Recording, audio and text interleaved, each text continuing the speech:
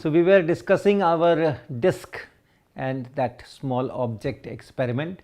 We had seen the path and now we are trying to do the physics of it and see what kind of path we get from our equations using Coriolis force and centrifugal force.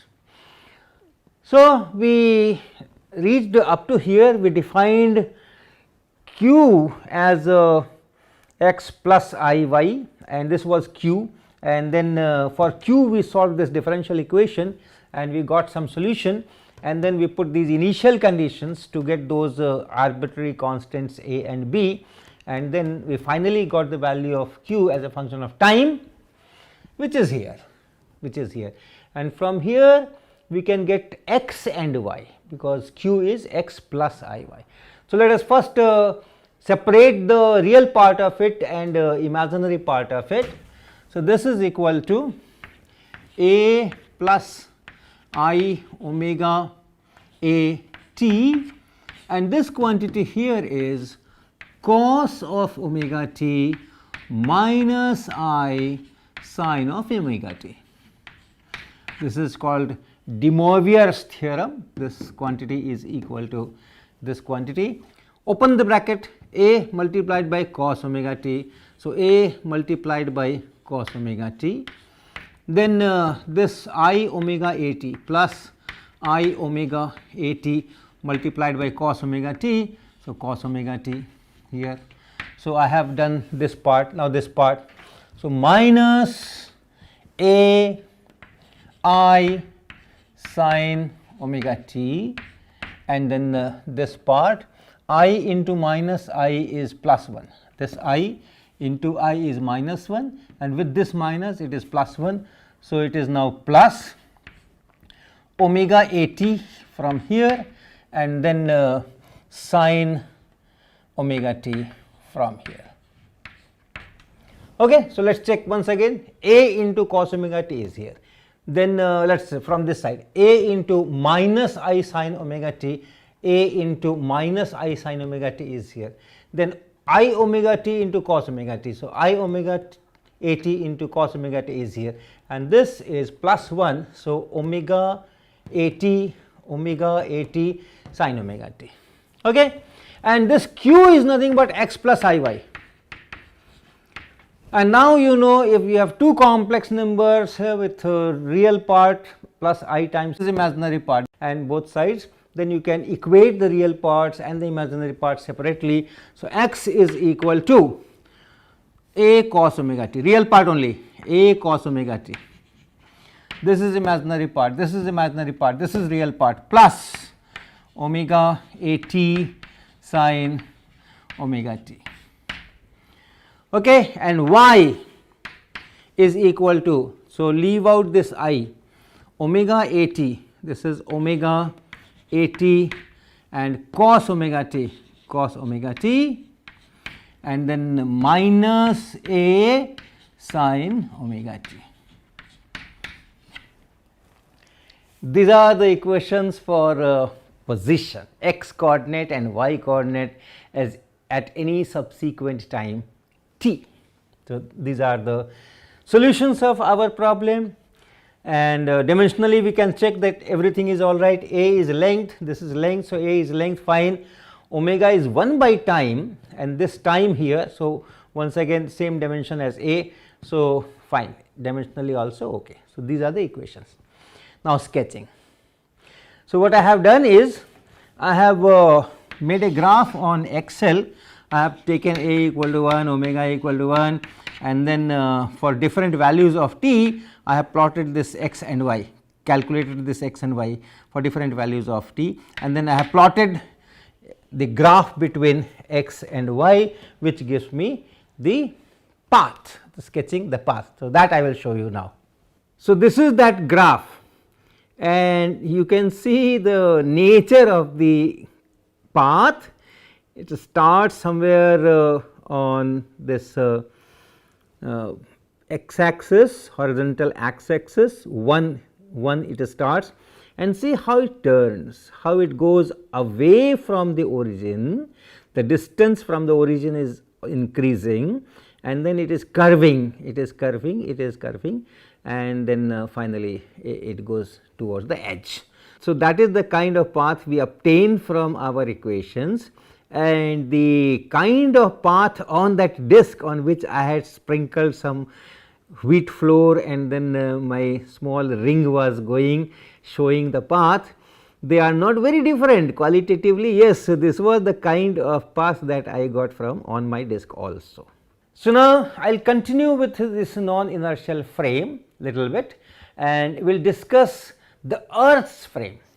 Normally, when we use all kinds of this projectile motion and this and that, we use that lap frame or our road frame or our field frame as inertial. The earth is taken as inertial frame of reference, but I had said that it is nearly inertial, it is not really inertial, because it rotates about its own axis and then it rotates about the sun. So, what we will be doing here, we will be taking account of rotation of earth about its own axis. So, any frame which is fixed on the earth surface, our lap frame for example, the frame that we use to describe railway stations and roads and trees which are already there. So, we use this surface of the earth as rest, okay, as at rest, and then we set up our x, y, z coordinates there, x, y, z axis there, and then we use it. So, now let us take into account that small non-inertiality that is inducted because of the rotation of earth around its own axis. So, one problem that will arise using earth's frame, that when we set up our coordinate axis, the coordinate axes are set up on the surface of the earth. So, our origin is on the surface of the earth. When I was deriving all those equations for equation of motion m a equal to some Coriolis force, centrifugal force, this that, I had taken the origin of this rotating frame on the axis of rotation, but this time the origin of our frame that we will set up in our laboratory for example, that is not on the axis of rotation, that is 6,400 kilometers away, and if earth is rotating, that origin is also rotating about that axis of rotation. So, first let us handle that situation separately, and then we will go to the earth's surface frame of reference. Now, suppose I have a coordinate system and these are the x, y, z axis and this is the origin, and then there is another frame of reference in which here is the origin, and then let us say we have these as this is an inertial frame of reference. Suppose this is an inertial frame of reference, and this frame, it goes around, the origin goes around this point, this origin goes around this point.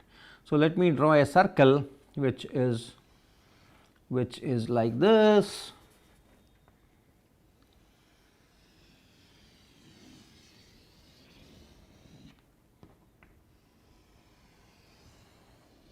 So, this origin goes on this circle, but the axis remain fixed in this frame of reference. The direction of axis remain fixed in this frame of reference. That means, as time passes, as seen from this frame, this is our inertial frame, this is origin, now the origin goes here, but the axis remain in the same direction. It is like this.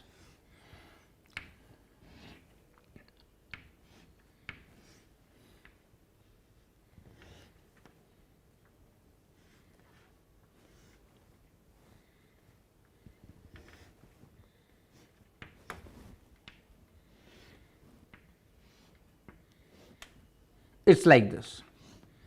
Okay.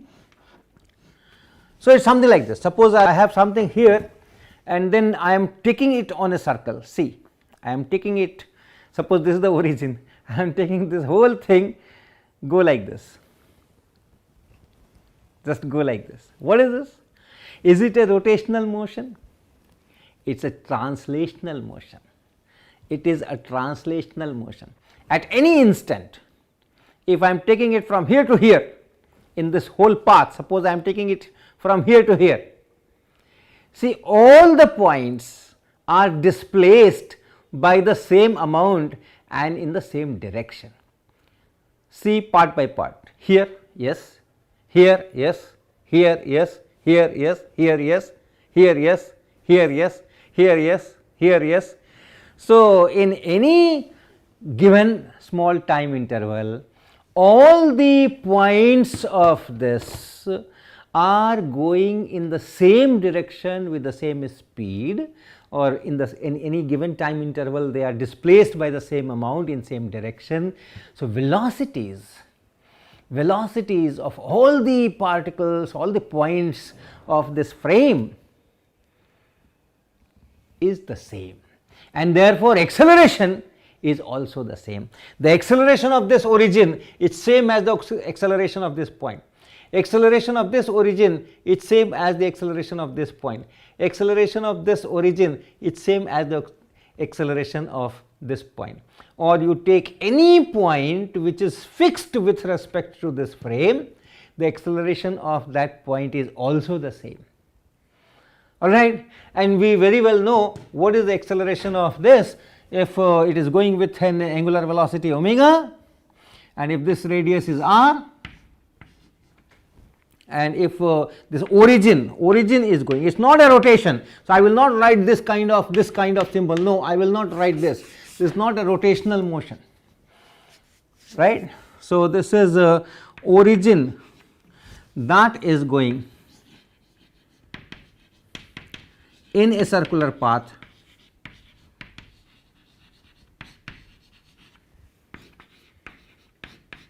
of radius r, of radius capital R, with angular velocity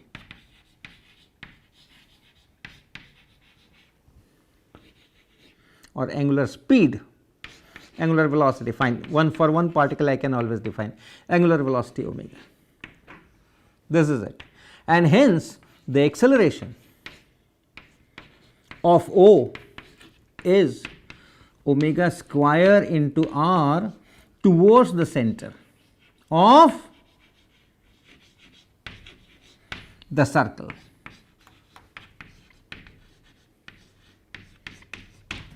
Okay. So, the acceleration of this origin is towards the center. When the origin here is here, the acceleration is in this direction. When the origin is here, the acceleration is in this direction, and the magnitude is omega square into this capital R. And all the points, not only this origin, this point also. This is also going in a circle of radius capital R, convince yourself. This point is also going in a circle of radius capital R, convince yourself. The center is not here. For this particle, center is at some different point. This particle or this point, the center is at some other place, but the whole circle is different, but just displaced, and hence the acceleration of all these particles will be same. Acceleration of all these particles or points which are fixed in this frame are same at every instant. As time passes, acceleration will change, but at any given instant, acceleration of this, everything is same, and that is this. So, we will use the law or the rule that we had in the very beginning we had discussed. If a frame is translating with acceleration a naught with respect to an inertial frame, the pseudo force which is to be used in that frame is minus m a naught. So, if a frame is accelerating, is having some acceleration with respect to some inertial frame, and this is our accelerating frame, and it is translation, it is translational motion only, then if this is a naught, then the pseudo force which is to be used on the particle of mass m is minus m a naught. M a is equal to force, resultant force, and minus m a naught.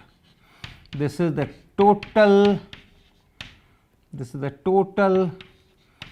applied force. This is force. This is not force, this is pseudo force.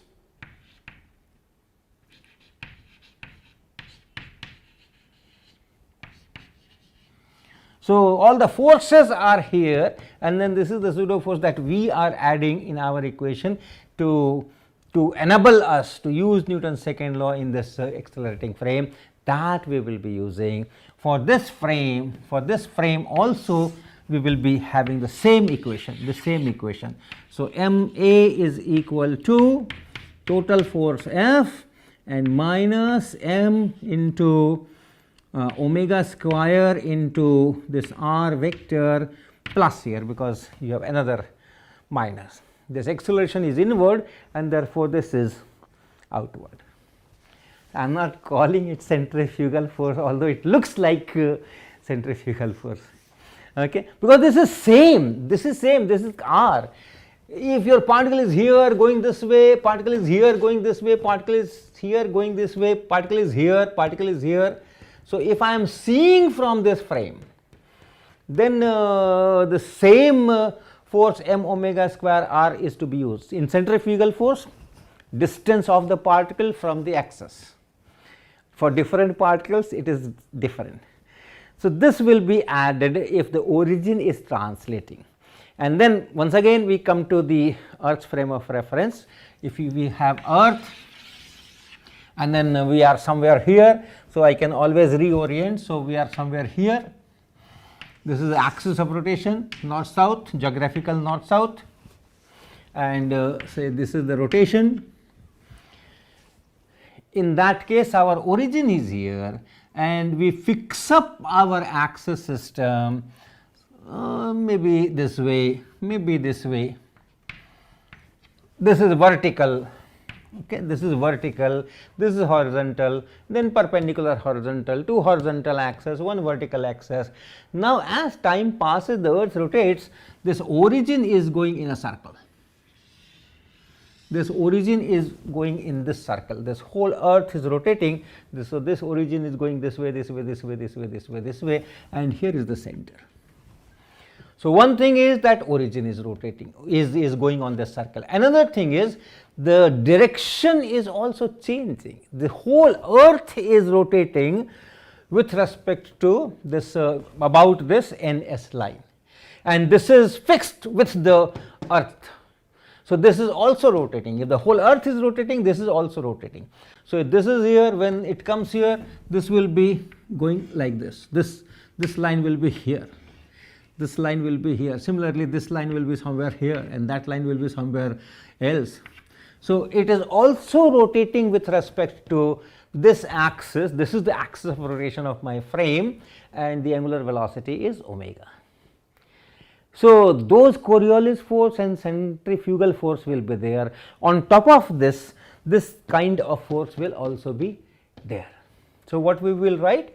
We will write mass times acceleration. Now, I am using this frame which is fixed on the Earth's surface, and I am seeing some particle m which is going with some velocity v, some acceleration a, as seen from this frame of reference. That a is here.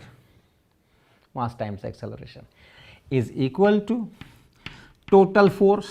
This is the total force applied, real forces, and then I have minus or plus this quantity.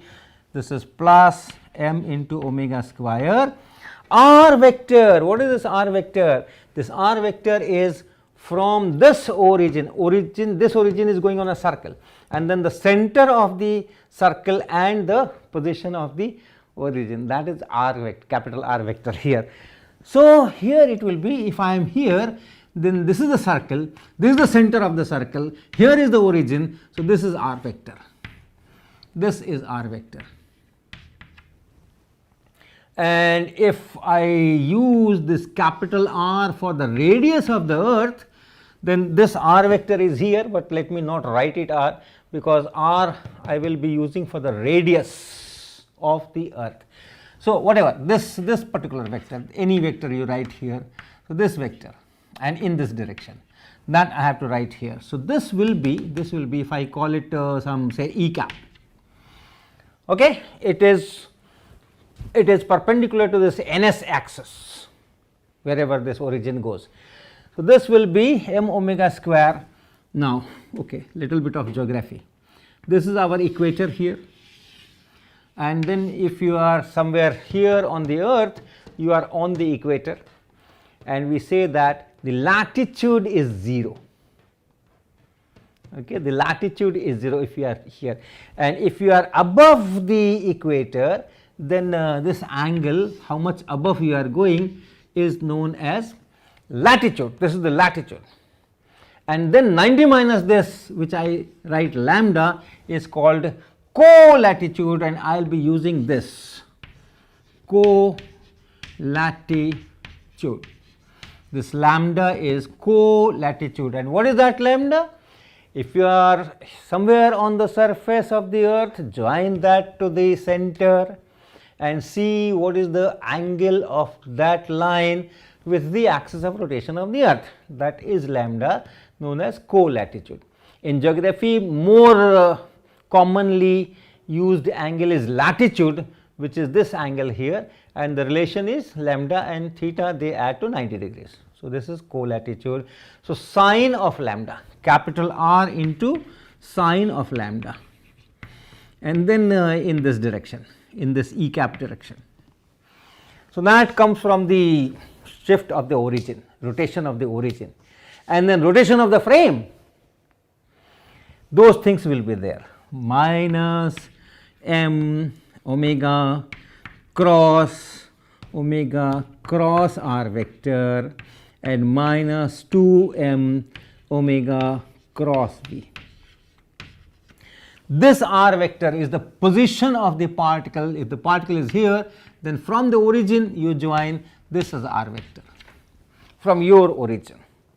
If I am setting my axis system here, then whatever origin I choose, from there what is that r vector, that is here, and what is the velocity as seen by my frame, that is here. This is our Coriolis force, this is our centrifugal force, and this is a constant as far as the particle is, only mass of the particle is here.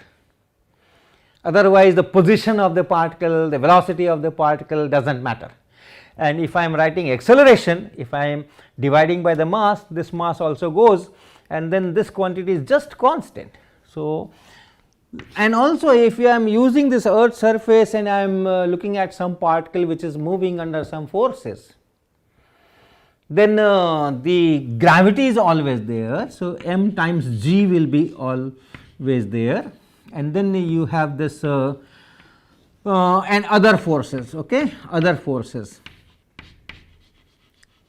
If you are only looking at the motion under the gravity, then this will be 0, and then other things, all these things, m omega square r sine lambda E cap minus m omega cross r, all these things will be there, and minus 2m omega and then cross v, all these things will be there.